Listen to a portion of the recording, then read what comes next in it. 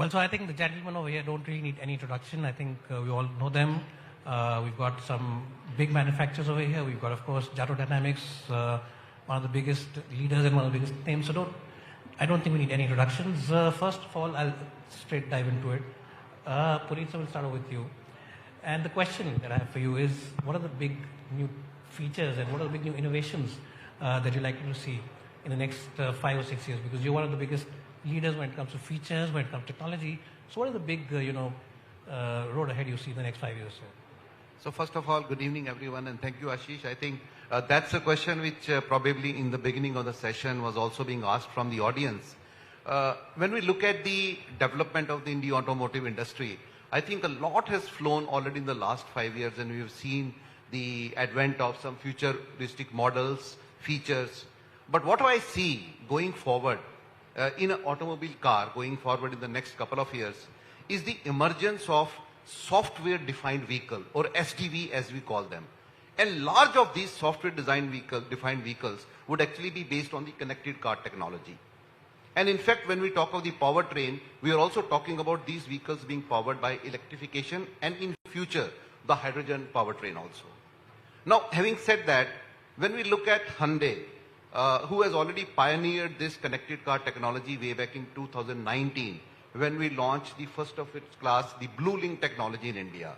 Now, for the benefit of the audience, I just wanted to share that this connected car technology basically is an AI-based tool which is given in your car through a SIM, which is inserted in the car system itself, so that your car can communicate either vehicle to vehicle, vehicle to infrastructure, so that any action done by the driver can be real-time monitored through the connected car technology. I remember way back in 2019 when we first introduced the Blue Link, our penetration was hardly close to around 5% of the total cars which you sell. But now, as we go forward 5 years and in 2024 calendar year, the penetration of our Blue Link technology is already at 26%. And this is growing as I speak. In fact, I remember now, cumulatively, we would have sold more than 700,000 connected cars on road.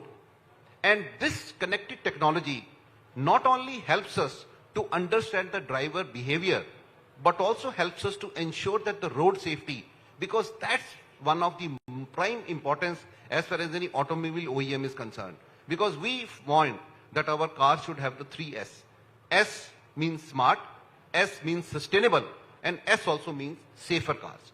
So in future, we would be seeing lot of these software-defined vehicles with connected car technologies, and the powertrain, which I think Mr. Banerjee in the beginning of the session and Honorable Minister Mr. Gadkari also talked about, will be the emergence of new powertrains which would be in electric cars, which would be in hydrogen cars, CNG, and the flexible vehicle.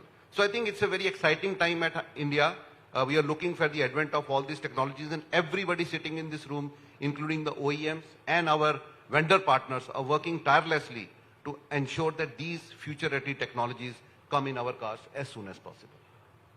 And from a Tyrre perspective, sir, if you could give us some guidance of what you expect in the next few years. Yeah, sure. Thank you so much. First of all, thanks to Times Drive for actually a great session and a very informative. Since morning, since beginning, we are hearing so many things. I'm representing Tyres, which is actually responsible for mobility, if you ask me. So fundamentally, what my colleague just now stated, I think the way we look at the future is going to be primarily driven by few factors. First of all, it is safety, which I think we've been talking a lot. A lot of innovations are happening towards smart mobility, and which I think he touched very well. And I think third would be sustainability, which is a very, very critical aspect. I'm not getting into more into vehicle because a huge amount of technology development is happening in on the vehicle front. But coming back to sustainable and fuel efficient, I would consider as important aspect. So from a tire perspective, I think a lot of work is happening towards this direction. Fundamentally, smart or connectivity, as he touched, connected mobility. In fact, tires talking to the vehicle, that is already there. We are looking at, self-healing tires. We are looking at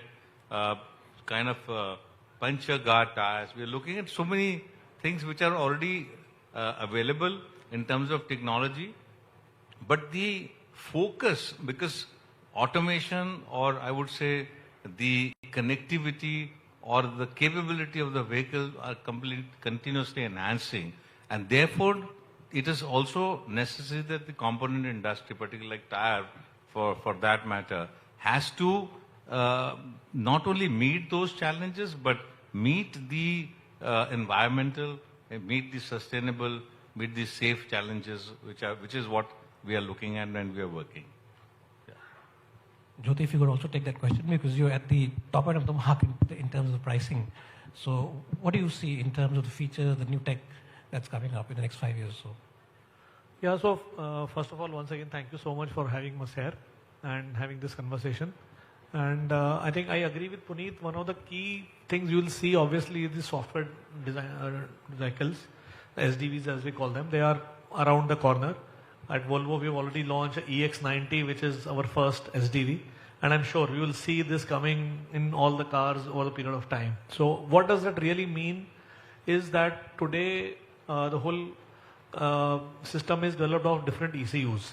And this will have a core computing. So there is one single ECU which controls the whole car. So it is going to become much more faster. And obviously, this is the base is on EVs. And beyond that, I think what I see coming up is also regarding AI. AI will play a very important role when it comes to providing safety to the whole system. It's not about providing safety only to people who are inside the car, but it is also takes care of, let's say, through recognition, animal recognition, pedestrian recognition systems will have ability to recognize. And through AI power, you can actually diagnose what is likely to happen and take whether it is emergency braking. So you will see a next generation of AI. And what will support that is LiDAR. So today, most of the cars we use radars. Now the next generation car will have LiDARs, which can actually see through even in the night. So and supported with AI, they will ensure that we are able to offer the best and safest cars in the country. And I think beyond that, I think already the next generation of ADAS, driver assistance will come through. I think during the conversation, there was a discussion about self-driving cars. Self-driving car may still be a little far off, but ADAS going to next level and providing the next level of autonomous driving or driver assistance will come into play. That's what I see coming about. Obviously, sustainability is important. The way cars are manufactured will change. The way I think what sort of materials are used in the car, everything will change. So those are the things what I would like to highlight. And I'd like to ask you, sir, is the buyer ready for all this? Because all this also comes at a cost. So is the buyer ultimately ready to take all these features? Because all these features, especially with a mass market player like Hyundai, comes on the top end cars. So because you are at the end of the market. Yeah, see, cars have become very expensive. So mobility has become, in a way, discriminating. Mobility is not accessible to everybody. That is the sad part of technology creeping up the car prices. So one of the things which is to be done is that you have to balance between what the public wants and what the technology is offering. Technology is offering really all, you remember Star Trek. Star Trek said, "Beam me Scotty," right? That's the ideal mobility which I'm looking for. Someday I'll be sitting on this chair and tomorrow I'll be in Bombay in my home, right? So that's not happening. The technology promises a lot. It is still experimental. So whether it is the energy density of a battery, which is growing but not there. There is the convenience of charging, which is there but not there.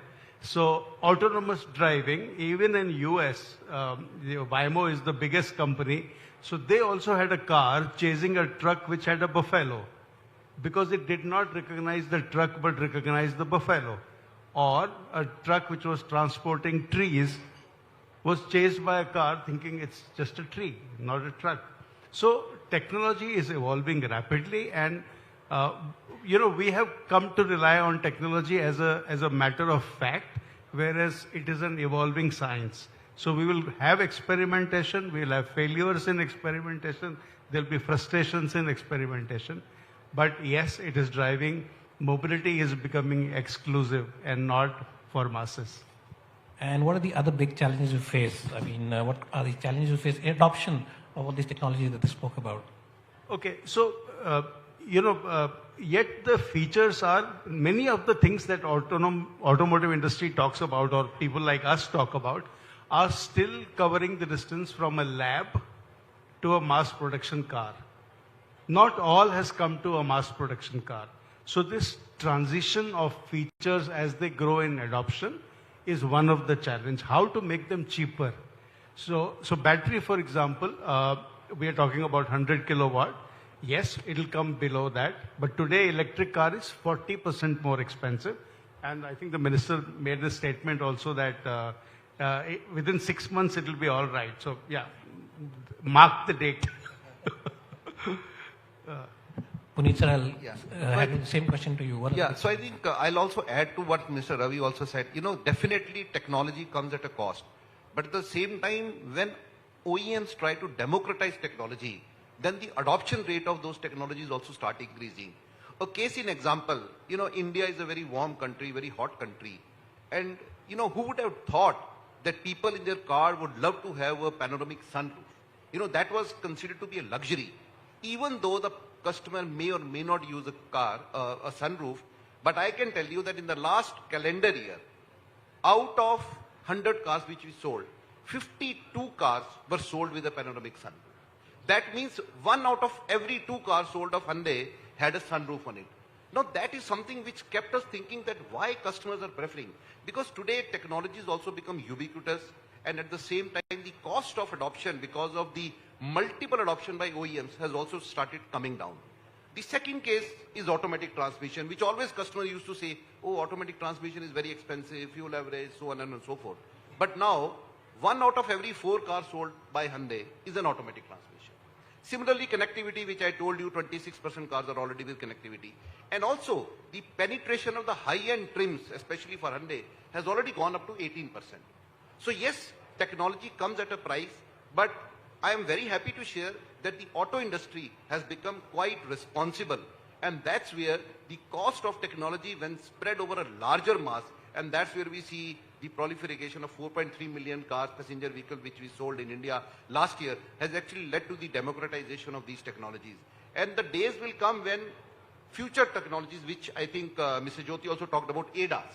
Now, out of 14 models which we offer in India, 12 models are already with connected technology, and 9 models out of the 14 are already with ADAS. So ADAS as a technology itself is becoming very much penetratable in the Indian market, and I'm sure with the times to come, with the coming of these modern roads, which Mr. Gadkari talked about, the adoption of ADAS and these technologies will increase because safety is paramount importance. OEMs, customers, and the government will be working together to see that the adoption of these life-saving technologies become more affordable and also more meaningful for the people. Mr. Misra, is that something you also face, the high cost? Because when you offer green tires, EV tires, costing is much higher. A lot of customers, when they change their tires, they actually don't want a green tire on their car. They say, normal wala tire laga do, meko nahi kharcha karna hai. Is that something, it's a big challenge? Do you see that? You see, this is I think somebody said chicken and egg. So the point is that there is a need. I mean, on the one hand, we are talking about net zero. Government of India says net zero by 2070, and companies are announcing. So how do you achieve that? So therefore, the technology will drive it. And of course, even from task perspective, like he rightly said.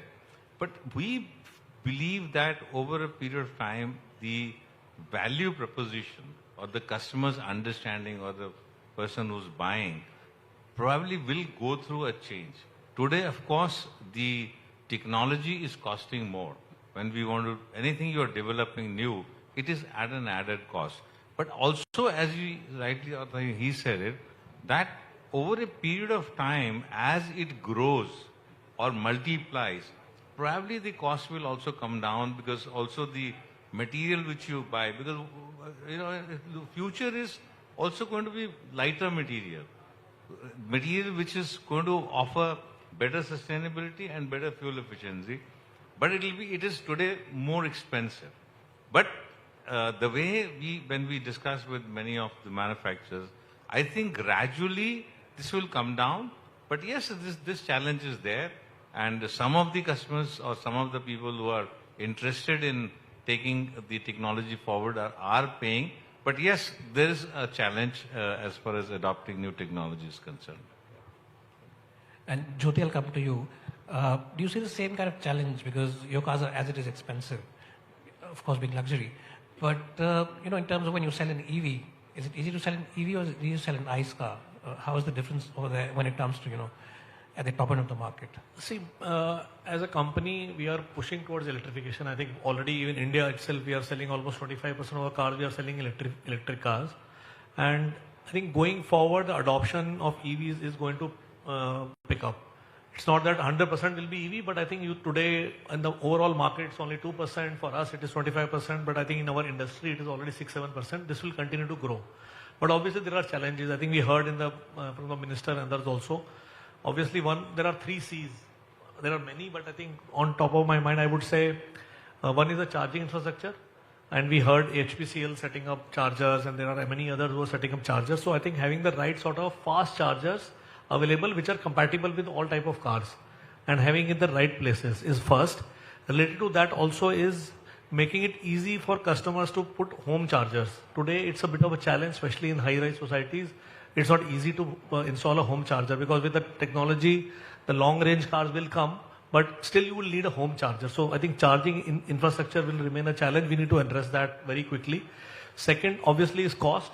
We need to ensure that very quickly, how can this become more accessible? EV technology, overall cost of ownership is quite low, but initial cost of acquisition is still higher. How can we bring it down so that it becomes accessible to everyone? And third thing is also consumer mindset. From the perspective that, see, it's not about you have to pay more for something which is sustainable, but it's about EV or this new technology also crossing a line of fear of unknown in your mind. Customers need to travel that line and say, okay, I've been using IS, this is a human habit, how do I change that? And I think education will play an important role. And I think government incentives, policies are supporting that. We heard how it is important for our country that we should move in that direction. So I'm sure in our country, we will have EVs moving forward, and all these challenges can be overcome. And I think what we heard from the minister and from others beforehand, I'm very confident that these challenges will be overcome very fast. And Ravi sir, I'll ask you, basically, this big challenge, as you said, EV penetration is a big challenge. There are lots of hurdles. What do you think can be done, to ease the pressure on the mind of the fence sitter? A lot of people are sitting on the fence. Should I buy an EV? Should I not buy an EV? EV sales have slowed down this year. So there are 2-3 things have to come because human beings mimic other human beings. So first of all, if I see my neighbor buying an electric car, and I walk into my society parking, and I see green lighting chargers coming up, my behavior will probably change. One thing to encourage that mimicking approach is to do what China did. They selected some cities and went whole hog into converting everything into electric. So whether it is the charging infrastructure, whether it is buses, whether it is cars, so just take one city and make an example out of that. So Delhi is a perfect case study for that, right? Imagine if Delhi was to say tomorrow, 100% taxis will be electric. Now taxis on a day will do at least 10 trips. So you have electrified 10 trips for a taxi. For the personal mobility, as Gadkariji was saying, 50 kilometers is the maximum, right? So why not do plug-in hybrid incentivization? So you have to pick a city and make it a role model for other states to look at that. If that is not done, we are spreading few resources very, very thin.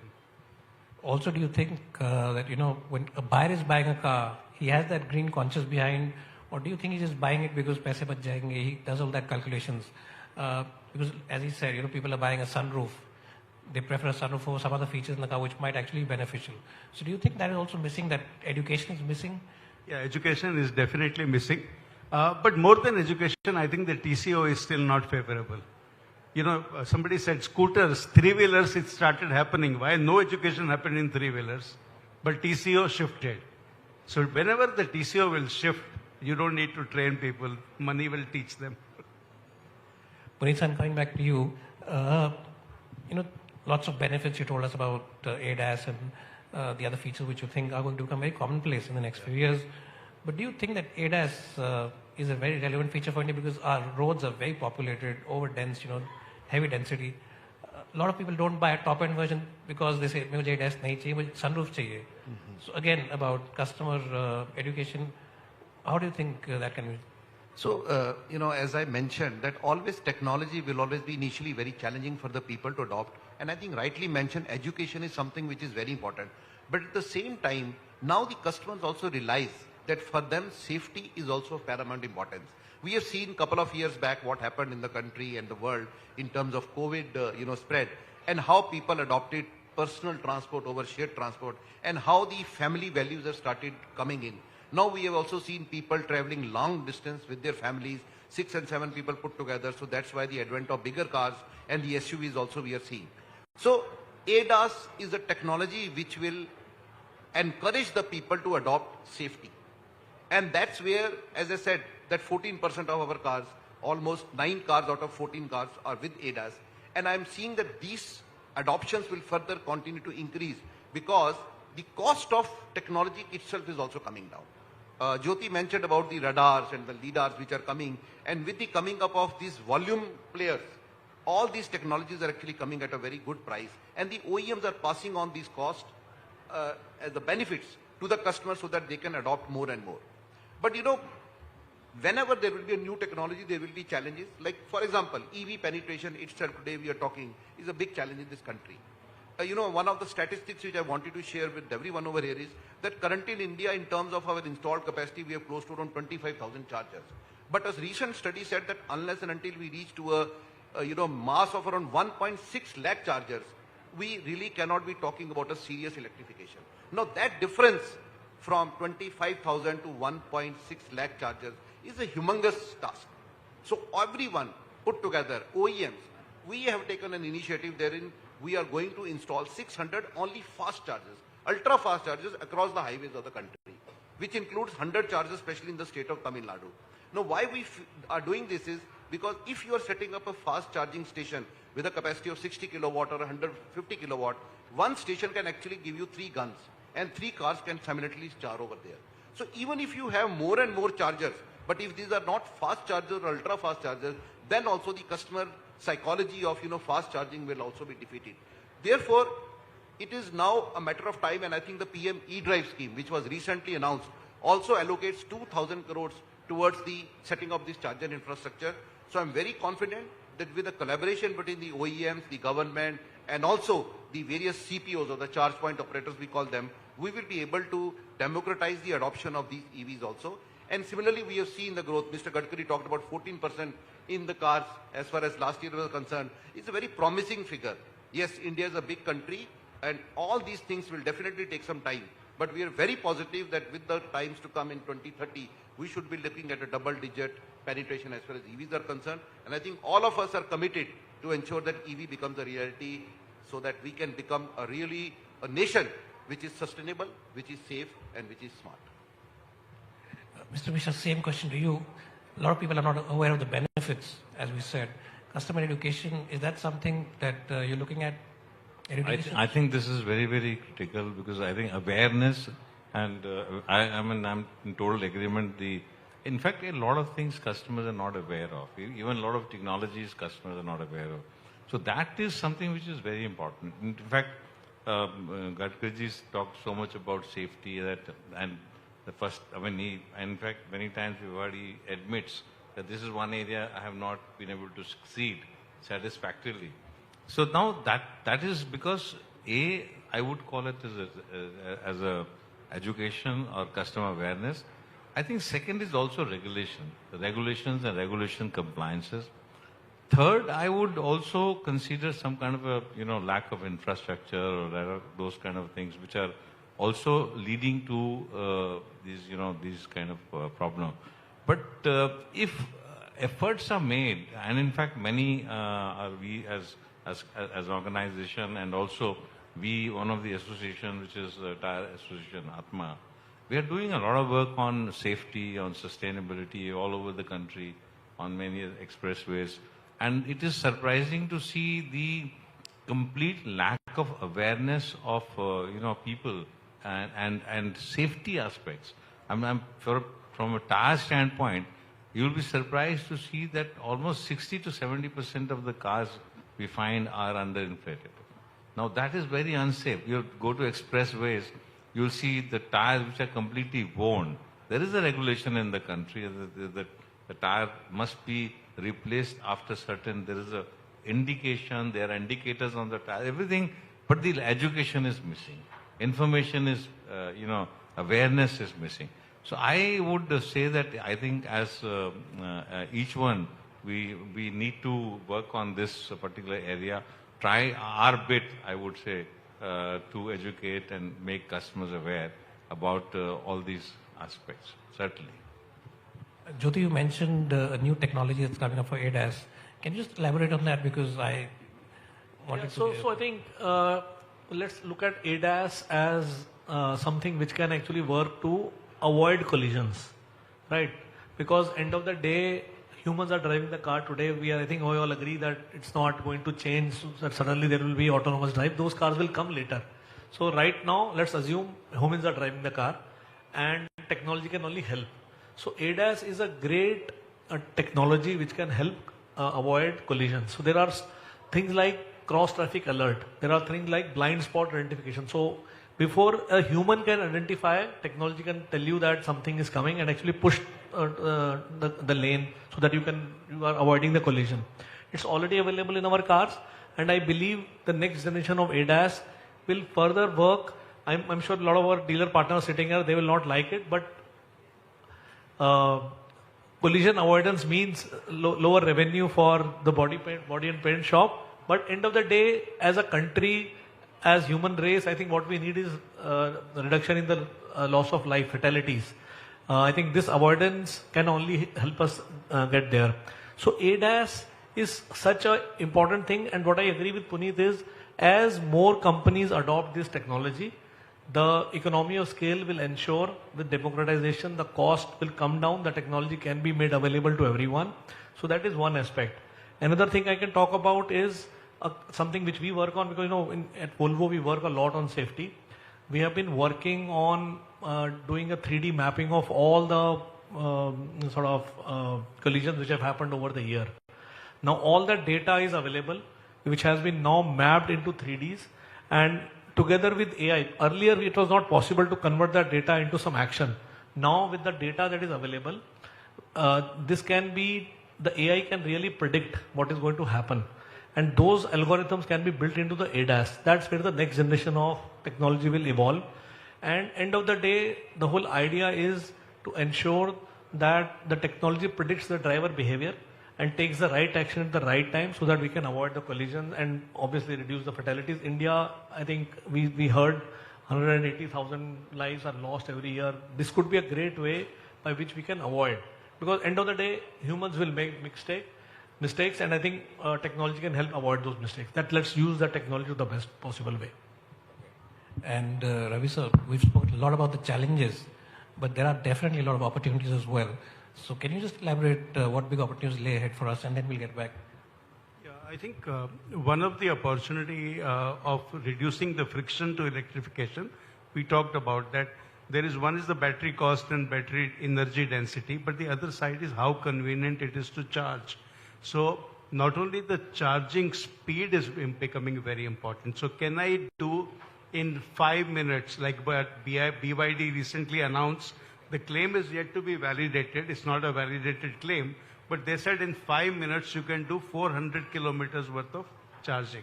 So that's a convenience, right? Or I can have a battery swapping infrastructure. That is another area of convenience. The other thing is, the other opportunity in this is insurance cost reduction, which has not been touched in this discussion.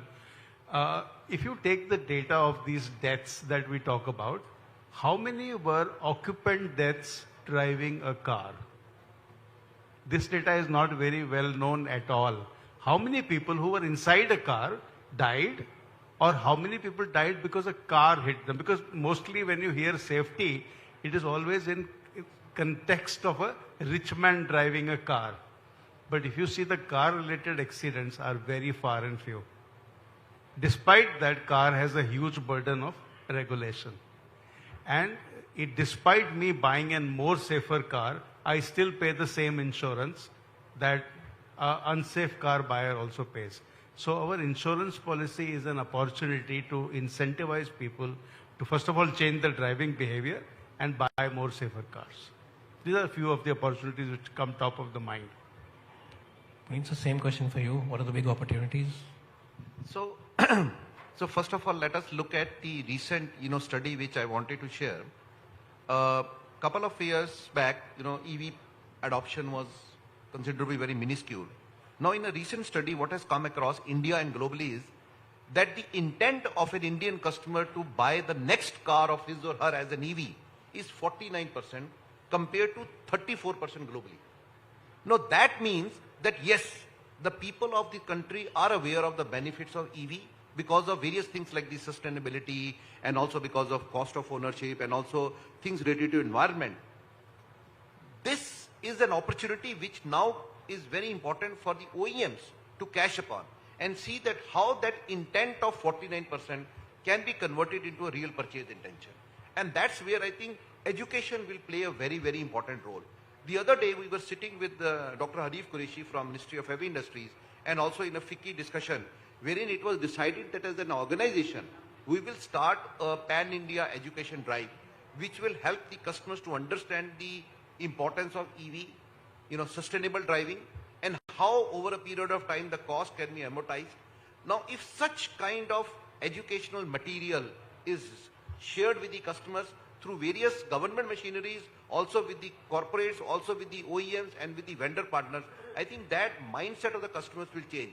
I do agree with what Mr. Ravi also mentioned, that as in two-wheeler, the TCO played a very important role. But somewhere in the car industry, I think still people feel that since they have a, ICE car available, the petrol and the diesel, okay, let's go for that also. But at the same time, if you are able to bring that hidden intent out in the public, I think that is one area which we can really improve upon the penetration of these future modes of transport. Another area, as we mentioned together, is ensuring that we are able to bring that range anxiety out of the consumer mind. And that can be done if we are, like what Mr. Gadkari mentioned about supercharged highways. Now the government is doing a lot of things, OEMs and everyone, if put together, if you are able to give an assurance to the customer that every 100 kilometers there will be a charger which will be available, I think that range anxiety also for the persons to drive an EV will definitely go from that mind. And the third thing, which is the democratization of these technologies, is basically adoption of these technologies through a central government body. So the government is working upon various policies. Cafe 3 is coming, we are looking at BS7 systems coming, we are looking at BNCAP which was launched 2 years back only, the seat belt rules which came into picture. I think all these are regulations which will be very important for us to define the next phase of automation for the Indian auto industry also, and that's where everyone will collaborate to ensure that this technology becomes affordable, meaningful, safe and sustainable. And Mr. Misra, same question to you. What are the big opportunities that lay ahead? So I was very intently listening to these gentlemen. I will also have another view, also one more in addition to which we are internally looking at. But there are certain technologies which are unavoidable. In fact, looking at the future needs and, we just talked about. So we are also looking at, are there options available by which you can adopt technology? At the same time, the burden is minuscule on somebody to buy. So that means, how do you optimize? I cannot challenge the automobile industry, but I'm looking at from a purely different perspective. This is a fact that technology costs more, and many times people are not willing to pay. In fact, there is also another aspect which I read, essential versus luxury. there's also one of the things which came up somewhere.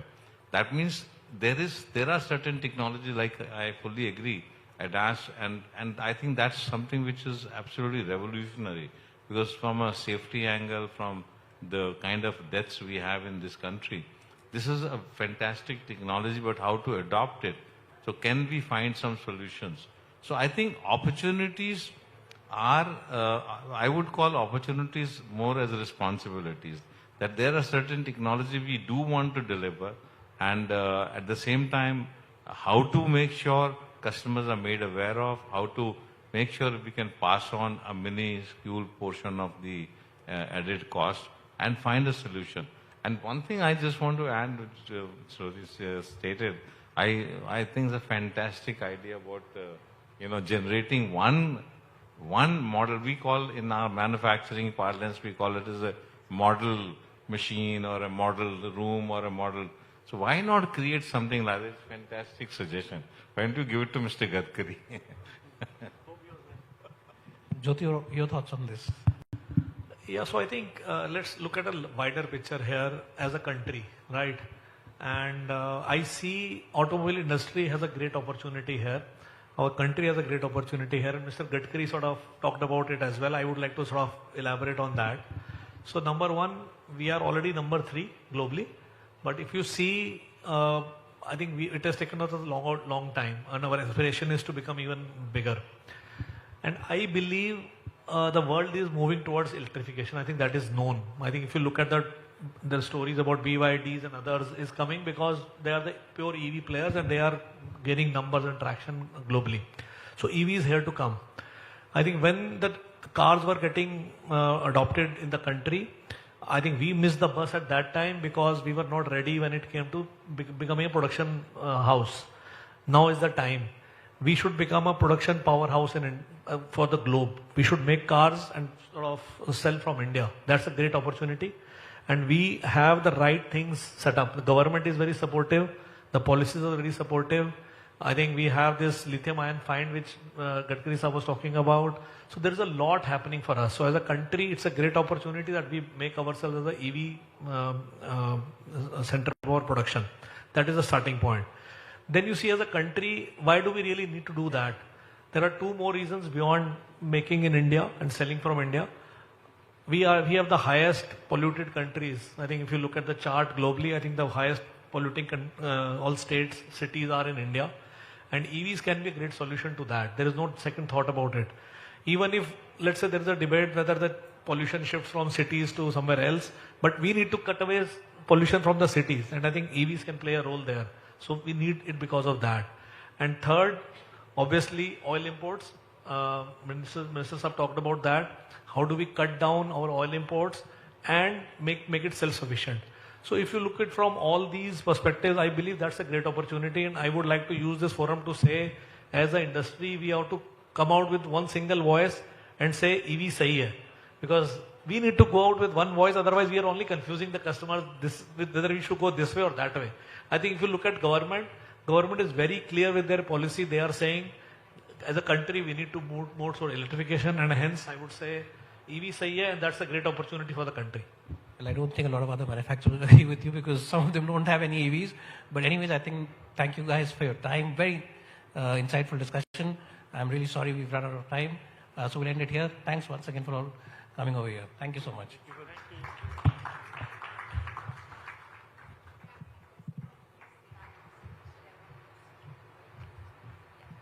May I request all the panelists to kindly stay back on the stage.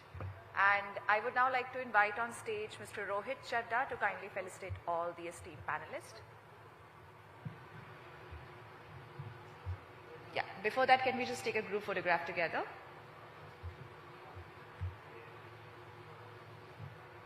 Thank you so much once again for sharing all your valuable insights with us. Very enriching discussion. Thank you once again for enlightening all of us with your wealth of knowledge, expertise and experience. Thank you so much, Mr. Chadda. May I now request you to kindly felicitate all the panelists. We have amongst us Mr. Puneet, Anand, AVP and Vertical Head, Corporate Communication and Social at Hyundai Motor India Limited. Vijay Kumar Misra, Technical Director, JK Tyrre and Industries. Jyoti Malhotra, Managing Director, Volvo Auto India Private Limited, and Ravi Bhatia, President, Jato Dynamics. Thank you all once again for sparing time and enlightening all of us with your thought-provoking insights.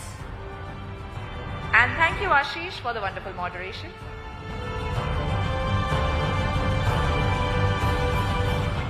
Can I now request all of you to please come together for a group photograph? Thank you. And can we hear a big round of applause one more time for all our panelists, ladies and gentlemen?